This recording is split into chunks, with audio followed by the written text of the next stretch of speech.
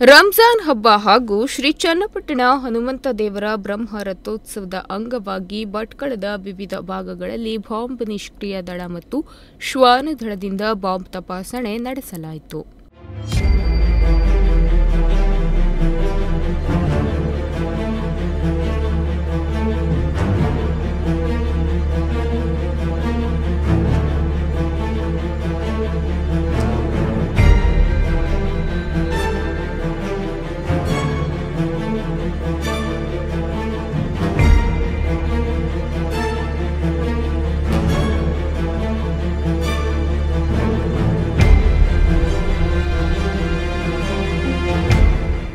ಮುಸ್ಲಿಮರ ಪವಿತ್ರ ಮಾಸ ರಂಜಾನ್ ಉಪವಾಸ ವ್ರತಾಚರಣೆ ಸಂಪನ್ನಗೊಂಡು ರಂಜಾನ್ ಸಂಭ್ರಮದಲ್ಲಿದ್ದು ಈದ್ ಉಲ್ ಫಿತ್ರ್ ಹಬ್ಬ ಸೋಮವಾರ ನಡೆಯುವ ಸಾಧ್ಯತೆ ಇದೆ.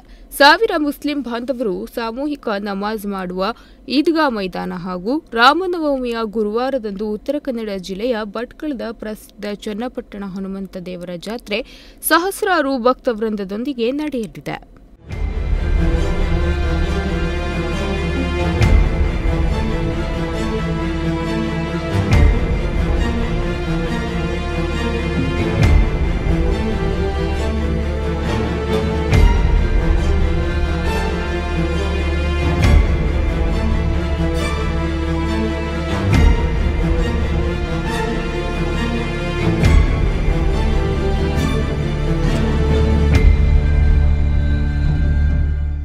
ಈ ವೇಳೆ ಯಾವುದೇ ಅಹಿತಕರ ಘಟನೆ ನಡೆಯದಂತೆ ಭಟ್ಕಳದಲ್ಲಿ ಶಾಂತಿ ಸುವ್ಯವಸ್ಥೆಗೆ ಧಕ್ಕೆ ಬಾರದಂತೆ ಪೊಲೀಸ್ ಇಲಾಖೆ ಹೆಚ್ಚಿನ ಭದ್ರತೆ ಕಲ್ಪಿಸಲಾಗಿದ್ದು, ಕಾರವಾರದಿಂದ ಬಂದಿದ್ದ ಬಾಂಬ್ ನಿಷ್ಕ್ರಿಯ ದಳ ಮತ್ತು ಶ್ವಾನದಳ ಬಾಂಬ್ದಿಂದ ಈದ್ಗಾ ಮೈದಾನ, ಬಸ್ ನಿಲ್ದಾಣ, ಚನ್ನಪಟ್ಟಣ ಹನುಮಂತ ದೇವಸ್ಥಾನದ ಒಳಗೆ, ದೇವಸ್ಥಾನ ಆವರಣ, ಭಟ್ಕಳ ರೈಲ್ವೆ ನಿಲ್ದಾಣಕ್ಕೆ ಸೇರಿದಂತೆ ವಿವಿಧ ಭಾಗಗಳಲ್ಲಿ ತೆರಳಿ ತಪಾಸಣೆ ನಡೆಸಿದರು.